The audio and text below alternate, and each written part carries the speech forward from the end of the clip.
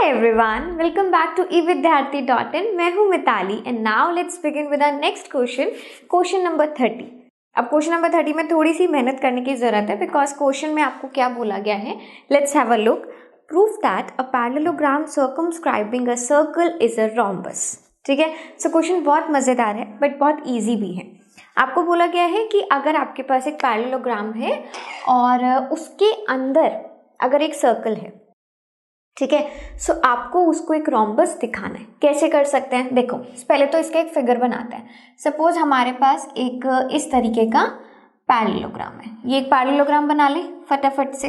ठीक है, अच्छा, ये क्वेश्चंस ना जनरली आप लोग देखोगे, पैटर्न को अगर देखोगे ना सैम्पल पेपर्स के थ्रू या कुछ भी, जैसे यहाँ पर भी सीबीएसई के एक सैम्पल पेपर है ये, तो इसने आइडिया दे दिया है कि ये क्वेश्चंस 3 या 4 मार्क्स के सिनेरियो में, 4 वाला तो आपका है नहीं बिकॉज वो केस स्टडी है, 3 मार्क्स में आता ही आता है. ठीक है, सो सपोज ये मेरे पास एक पैरेललोग्राम है and this would be like a circle.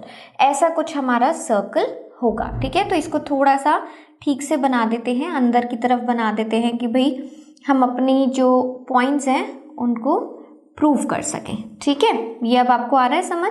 ये मेरा पैरेललोग्राम हो गया है और एक हमारा सर्कल हो गया. ठीक, चलो इसको नेमिंग कर देते हैं. We have it as A B and C D. मुझे प्रूव क्या करना है? मुझे प्रूव ये करना है कि the parallelogram circumscribing a circle. Parallelogram ने सर्कल को सर्कमस्क्राइब किया, यानी कि उसके ऊपर बना है. Now this parallelogram is a rhombus. ठीक है, सो हम सबसे पहले तो लिखते हैं हमें गिवन क्या है. देखो यहाँ लिख देती हूँ. गिवन हमें ये है कि हमारा जो ए बी सी डी है वो एक पैरेललोग्राम है. ठीक है ना. सो पैरेललोग्राम से मुझे फायदा क्या मिलेगा? कोई बता सकता है? पैरेललोग्राम से हमें फायदा ये मिलेगा कि ए बी जो है आपके इक्वल होगी सी डी के, ऑपोजिट साइड्स इक्वल होती हैं. एंड साथ ही साथ हम क्या बोल सकते हैं, your A D is equals to B C, क्योंकि पैरेललोग्राम की ये प्रॉपर्टीज होती हैं. ठीक है, अच्छा, साथ ही साथ अब हम क्या बोल सकते हैं, suppose we have a center. Center को अभी हमें लेना इतना ज़रूरी भी नहीं है. और हमें प्रूफ क्या करना है? टू प्रूव कि ए बी सी डी क्या है, एक रोम्बस है. ठीक है, अब रोम्बस की वो कौन सी प्रॉपर्टी है जिसको हम यहाँ पर प्रूव कर सकते हैं सो दैट कि मैं पूरे पैरेललोग्राम को एक रोम्बस दिखा सकूं. रोम्बस की सबसे अच्छी एक प्रॉपर्टी और सबसे बेसिक प्रॉपर्टी ये है कि आप ए बी यानी कि सारी साइड्स को एक दूसरे के इक्वल दिखा दें. ठीक है ना. A B equals to B C equals to C D equals to A D. तो हम ऐसा मान सकते हैं कि हमें ये शो करना है कि हमारी सारी साइड्स इक्वल है. और अगर पैरेललोग्राम की सारी साइड्स इक्वल हो जाती हैं तो हम बोलेंगे कि एक रोम्बस है. क्लियर हो गया बात? ये समझ आ गया कि हमें करना क्या है? चलो, ये समझ आ गया तो मुझे लगता है आधी जर्नी हमारी हो गई है. अब यहाँ पर जरा देखना शुरू करो.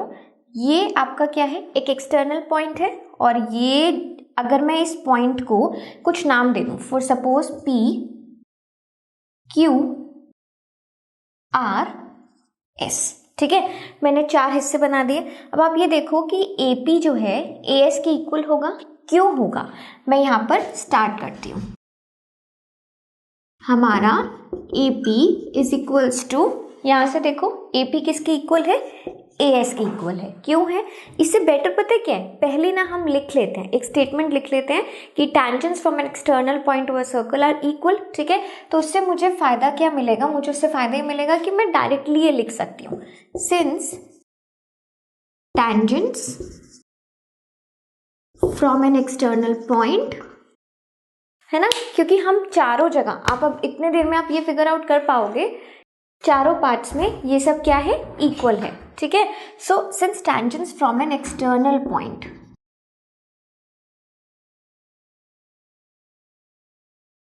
टू अ सर्कल, ठीक है, आर इक्वल. अगर ये बात है तो इसका मतलब क्या है? इसका मतलब है this implies are A P is equals to A S. सबसे पहले ए पी हमारी ए एस की इक्वल हो जाएगा. साथ ही साथ अब मैं क्या बोल सकती हूँ? दिस बी पी और फिर पी बी, कुछ भी बोल दो.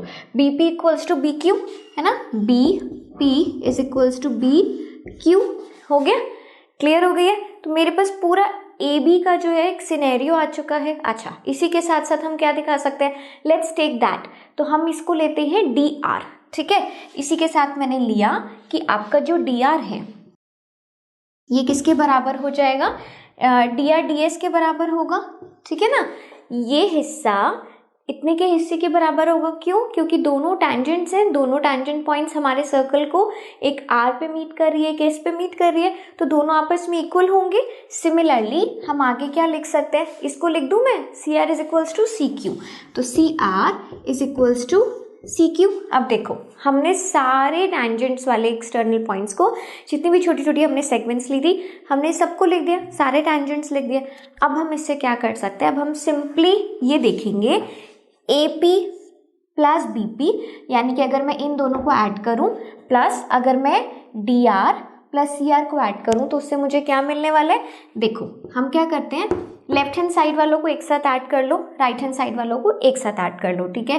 तो आपको मिलेगा A P plus B P plus D R plus C R is equals to, यहाँ पे लिखो इसे A S plus B Q, ठीक है, A S plus B Q, फिर आगे लिखो D S plus C Q. अभी मैंने ना कुछ भी बिना सोचे समझे जो हमने लेफ्ट हैंड साइड पे था उसको हमने लेफ्ट हैंड साइड पे लिख लिया, जो राइट हैंड साइड पे था उसको मैंने ऐसे लिख लिया। अब इसको फिगर आउट करो, A P plus B P क्या बना, ये बना मेरा ए बी, ठीक है। D R plus C R क्या बना, D R plus C R बना ए डी, ए डी है ना, नहीं सी डी है, चलो सी डी बना, ओके।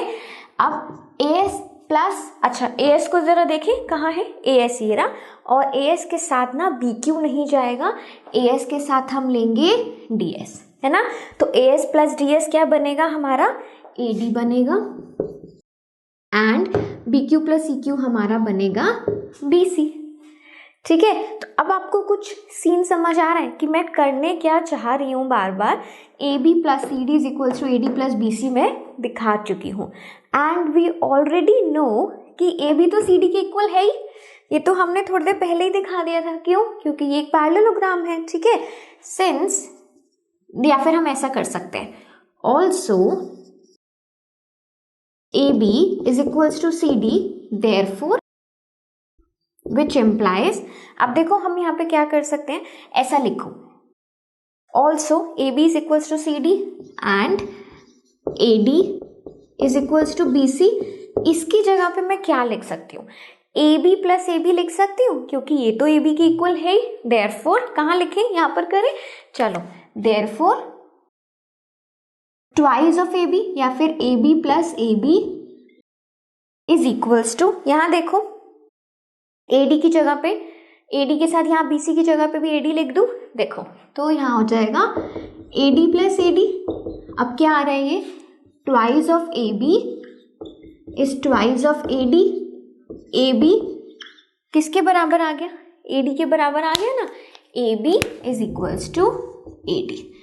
अब देखें जरा ये क्या है, हमारे पास आया है ए बी ए डी के इक्वल है, यानी कि ये मेरा ए बी है, ये हिस्सा मेरा ए बी है, और ये हिस्सा मेरा ए डी है, दो एडजेसेंट साइड्स इक्वल आ गई हैं, ठीक है।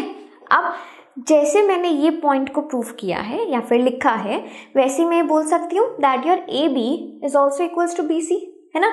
लिखने की भी जरूरत नहीं है, क्यों, क्योंकि ए डी को मैंने बी सी के इक्वल दिखा रखा है। सो देयरफॉर ये जो हमें गिवन था ना सिनेरियो, इसे आप फर्स्ट इक्वेशन कह सकते हो, एक्सप्रेशन कह सकते हो, कुछ भी, ठीक है, ये पूरे को।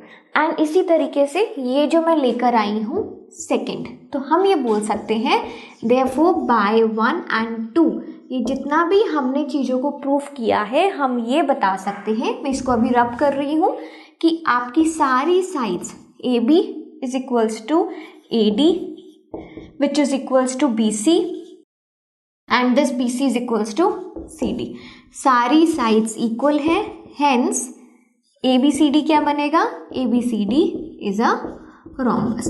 एक ही बात से देखो, क्योंकि यहाँ पर अगर ए बी ए डी के इक्वल हो गया है, A D already B C के इक्वल है, ठीक है, सो हम वो दिखा चुके हैं। अच्छा, ये ए बी सी डी के इक्वल है, यानी कि चारों साइड सब इक्वल ही हैं, तो इस वजह से आपका ए बी सी डी क्या होगा, एक रोम्बस। क्लियर हो गया ना?